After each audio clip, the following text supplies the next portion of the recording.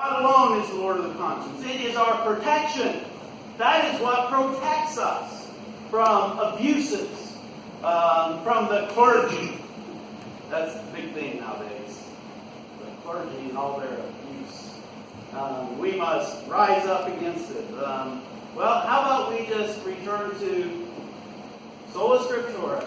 That is our protection against sinful men who would abuse their power.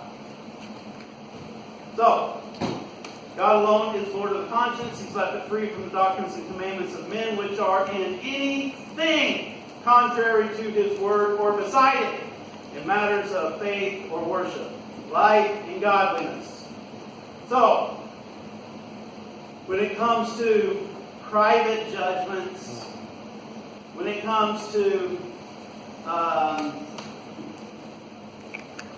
indifferent things, we are not seeking to invade your preferences and your private interpretations of certain things.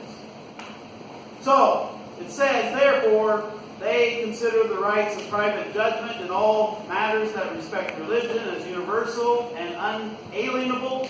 They do not even wish to see any religious constitution aided by the civil power further than may be necessary for protection and security, and at the same time equal and common to all Orthodox Protestant denominations. That is actually a little bit of a clarification from what you might hear from Anabaptist influences. Anabaptist influences, or what we could say secular influences. No one caught that? Okay. Secular influences or Anabaptist influences, libertarian influences, all together, same, one and the same. What would be stated there is that instead of all Orthodox Protestant denominations, it would say all religions.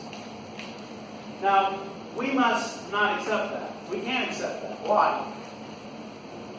Why can we not accept that? It would be a violation of which commandment?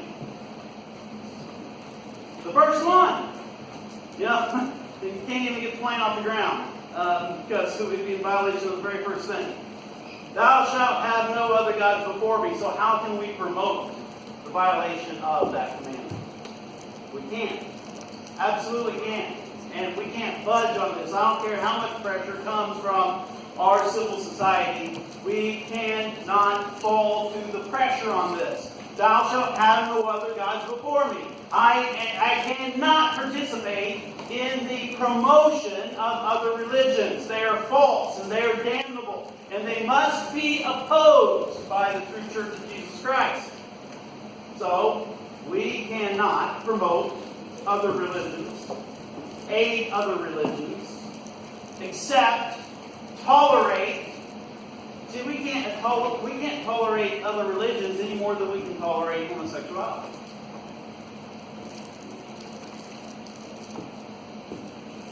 We're told, thou shalt not have any other gods before me. And we are also told that we are not to adulterate God's design for marriage.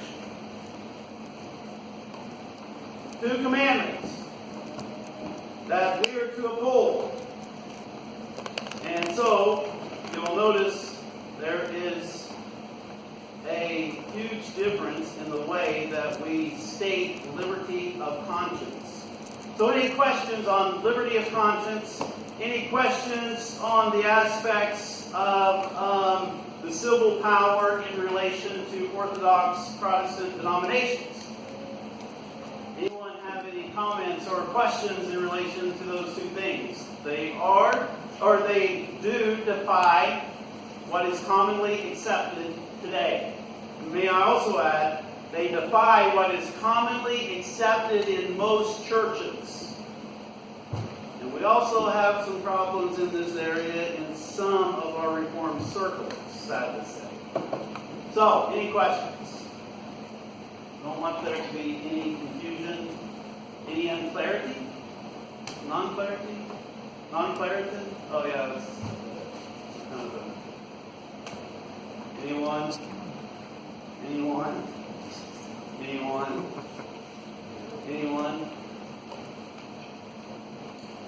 seen Ferris Bueller's anymore? Nothing at all, huh?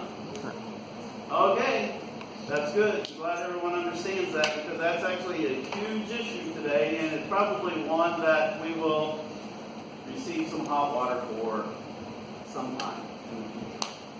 Okay, let's try to mention then the next premise. That, we have just a few minutes.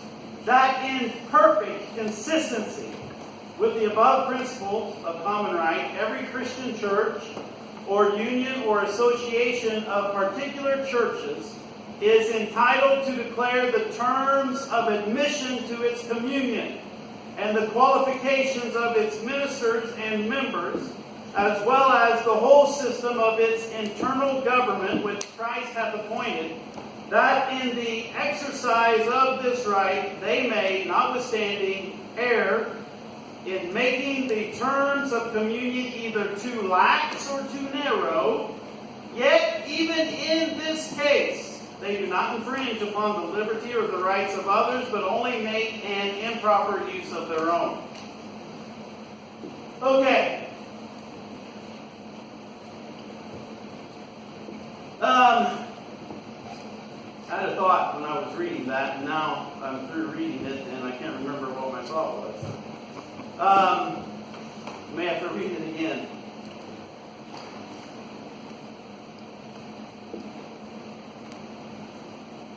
There are commandments in Scripture. And these things are essentially the black and white areas. Thou shalt not type stuff. Then there are principles and examples that are repeated over and over in which to help us make discernment.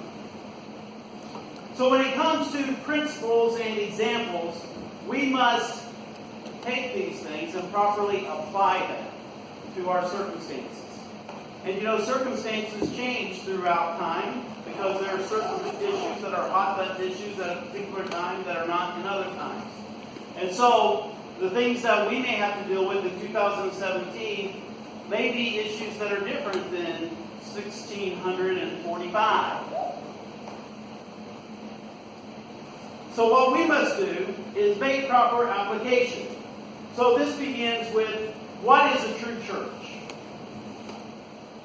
Anyone know the 3 identifying marks of a true church?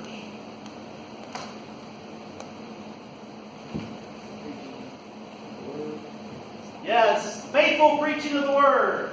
According to the Scriptures, faithful preaching of the Word. Proper administration of the sacraments or ordinances. Proper administration of the sacraments. 3. Discipline, church discipline. In other words, the exercise of church government. Now, when it comes to church government, there can be some distinctions to where all churches do not look alike. So there is 2 aspects to this presupposition here concerning the government of churches. First of all, we understand that there are certain types of government that are not wrong in and of themselves. There is nothing wrong inherently with a monarchy. Now, I know a lot of Americans, we've come to believe that. But there's nothing inherently wrong with a monarchy. As a matter of fact, John Gill supported it. Now, that doesn't make it right or wrong just because John Gill supported it, but I'm just putting it in context there. You know? We have also come to, basically think that the only proper type of government is democracy. And the reason why we like democracy is because democracy is basically self-government, which means I can do whatever I want to, no one has the right to tell me what to do, blah, blah, blah, blah. So, anyway, but there are different forms of government. You have aristocratic type styles of government. You have monarchical type styles of government. Parliaments. You have republican forms of government. And that is one of the things that we'll get into later on. There are essence of every form of government, except for, like communism and that kind of stuff, in our church constitution. because government does take on characteristics of every nature, every form of government. But what this is stating here is that every church has a right to be governed as they see fit. Some might be a little more top-down, some might be a little more bottom-up. But there are certain principles that we will, essentially agree on. But there might be differences in degrees or application of these things. But also within that is that there might be churches that are really way off when it comes to their church government. And the statement is stating that every church has a right to determine its own internal form of government, whether it's an association of churches or a particular church. They can define the terms of admission to its communion, the qualifications of its members, the whole system, and so forth. And the only people that they are hurting if they are wrong is themselves. So if they are messed up a little bit, they're not hurting anyone else. Listen, I do not believe that the Episcopal form of government is the proper administration of church government. But in its historical context, outside of,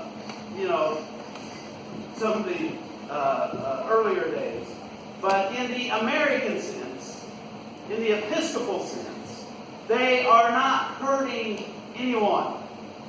The Presbyterians, their form of government, there is much of it that I admire, and there is much of it that I believe is correct. But any area in which they err, they are not hurting anyone. Whether they are too lax or whether they are too strict, it's not infringing upon anyone else's liberty. Why? Because the church is a voluntary covenant. It is not being enforced upon anyone else. And that is where we would draw the line, is when the civil authorities would attempt to enforce an Episcopal, a Presbyterian, or a congregational system upon all the other churches. That's where we would say no. Okay?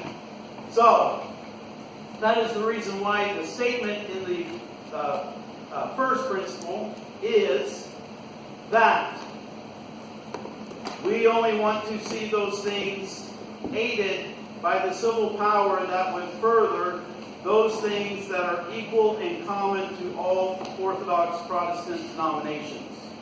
So, whenever a church errs, and we're not talking about heresy error, we're talking about errors, as in being too lax, being too strict. Okay? We're talking about those type of errors. Listen, they're only making an improper use of their own form of government if they err by being too strict or too lax. Now, obviously, none of us want to be too lax or too strict, but we also understand that a lot of times we are reacting to circumstances that we have experienced. And that is what we have to be careful about when we study and seek to establish the government of the church, that we are not being reactionary.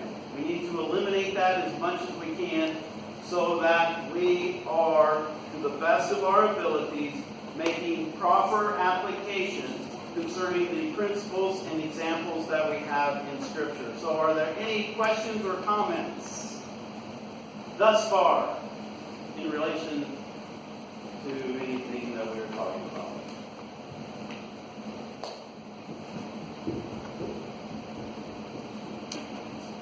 Possibly. How far would you take it with regard to, say, a discussion, at least from my observation, has been popular in the last 5 years or so?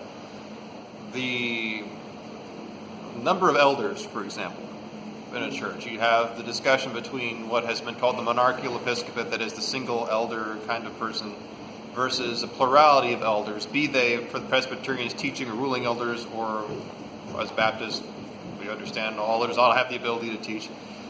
However many of them there are, be they 2 or 20, or versus the one model. To what degree would you say that comes into play with regard to each church having a right to determine its own government? To how you were explaining that? Well, personally, I believe in multiple elders. I believe it's a check and balance system that God has established in the church. Just as I believe there ought to be some kind of a check and balance system in association of churches through these elders as well. But basically, you're just taking the local church model and then applying it to, multiple churches. But in the local churches, you have multiple elders for many different reasons. One is its own protection, but no system is foolproof. If you can corrupt one man, you can corrupt 3 men. So no system is foolproof. Every system is determined by our adherence to the Word of God. So, I believe that the best form of government is multiple elders.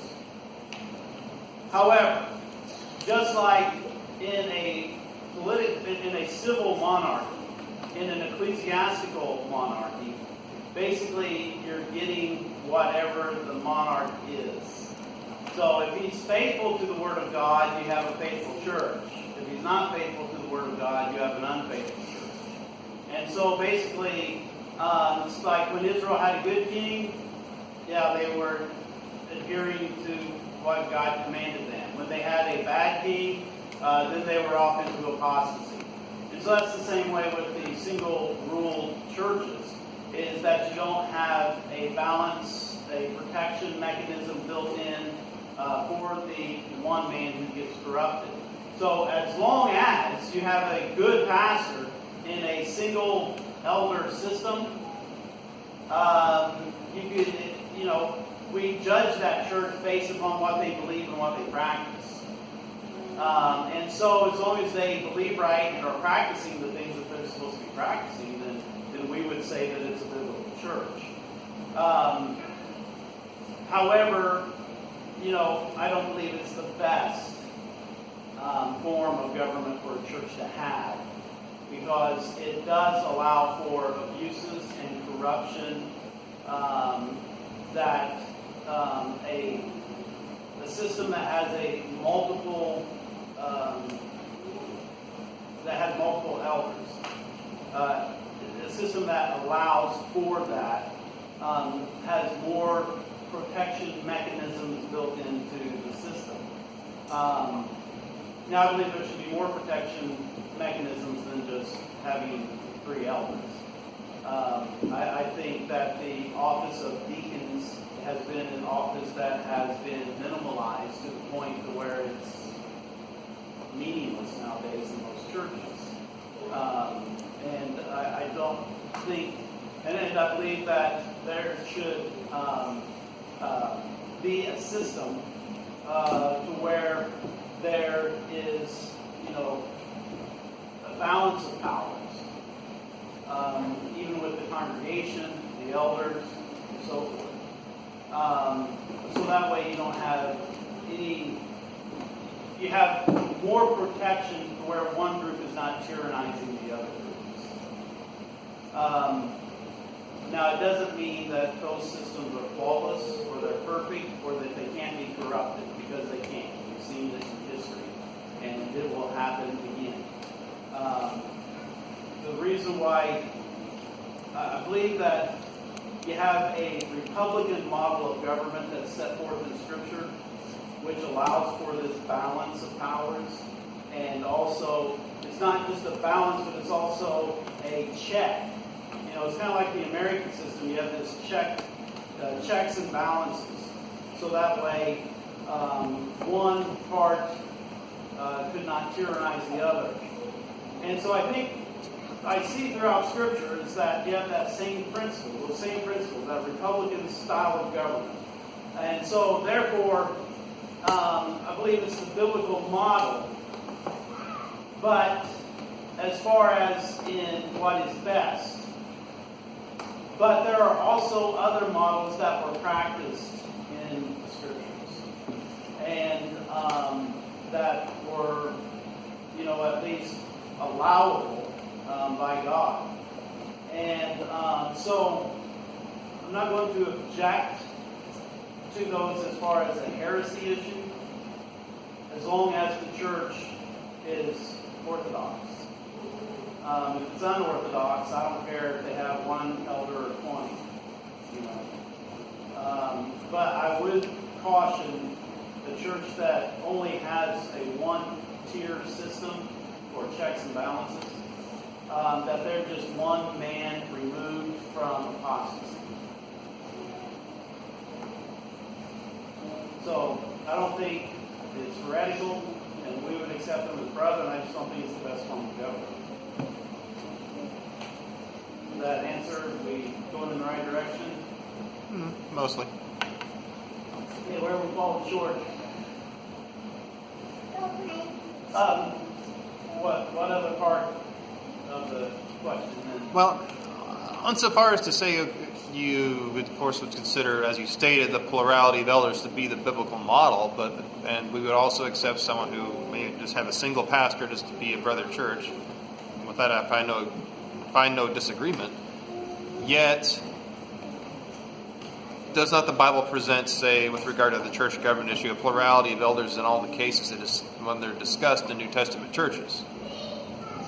Or was there something I was missing in my own studies? Whether the Bible presents that, I believe. Right, and every single one of the examples that we have, it would seem that the plurality of elders is set forward with regard to all the New Testament churches. So, I don't know, I guess. It would seem, and I agree, that's what I believe it teaches and shows, it exemplifies. Because it really doesn't give us a direct commandment in relation to this topic. What we're mostly looking at is principle and example. And I believe that the principles and examples show this. But it's not so conclusive where I can demand that this is absolute. Okay, I see what you're saying. It must be, every church needs to be coerced into following this model. I believe that the principles and examples show it. I also believe that there are things throughout the Old Testament that build foundations for this type of government. But I also believe it goes further than just a multiple elders. Because 3 elders can tyrannize just as much as 1 elder can tyrannize. So I believe that it goes further than just having 3 men in charge or more. I believe that it needs to be republican. In other words, it needs to be constitutional. We're ruled by law. We're not ruled by men. So we believe the divine right of Christ, not the divine right of men. I don't believe that any man or group of men have divine right to rule. I believe that we are ruled according to the Word of God, and therefore it is to be a constitutional rule. And so therefore, in the church we have a voluntary covenant, and that voluntary covenant is a constitutional submission. So let's say we review what the church believes and what they practice. Oh yeah. Okay, some of this is here or there, but yeah, I'm in agreement to join this church. And so then you affirm your covenant with the rest of the members. The leaders can only rule according to what you have agreed to. They can't rule by saying it's like, well, we forgot to put this in there. And so 3 guys in the back room's like, okay, let's go ahead and add it now. Everybody has to tithe 50%. And so then they come out the next Sunday and says, oh yeah, by the way, you got to tithe 50% from now on. Well, no, that's not constitutional rule. You know, that's it doesn't matter if it's one man or three men that are adding to what has been pledged. It's still tyrannical. So there's more to it than just three men ruling. You know, and I think this is getting falsely presented in some of the arguments that are going on. You know, because a lot of times it's all good, the intentions are good, but the questions sometimes are coming across wrong, even in the aspects with some of the evangelism debates. And that is, you know, what elders are you under the authority of? I know what they mean, and it is an important question in the context of what is meant. But at the same time, you know, elders don't bear absolute rule either. And that's some of the things that we'll be looking at and studying as we go through the church constitution. They don't bear absolute rule. But what we're saying is this. See, we don't believe in democracy. We don't believe in a pure democracy because that's the rule of the people. But we don't believe in the rule, a pure rule of the elders, because that would be an aristocrat. I can't even say it now. Aristocracy. So we don't believe in a pure aristocratic form of government either. And so we need to be careful on some of these things and some of these issues, because if we start swinging the pendulum in a certain direction, and it goes to its full conclusion, it can kill some bad results. So, anyway, we'll be talking about that form. There needs to be checks and balances, and there's checks and balances within the church, built in to the church. All right, anything else? Let's all stand. If you lose your voice, that means you're supposed to shut up. So that dismisses in prayer, please. Heavenly Father, we thank you for all that we are learning. We thank you for bringing this congregation together for edification, for worship, and for blessing us with the knowledge of your word as your Spirit gives us understanding to your will. We pray for strength to follow your will and obey you throughout this week and to glorify you in all things.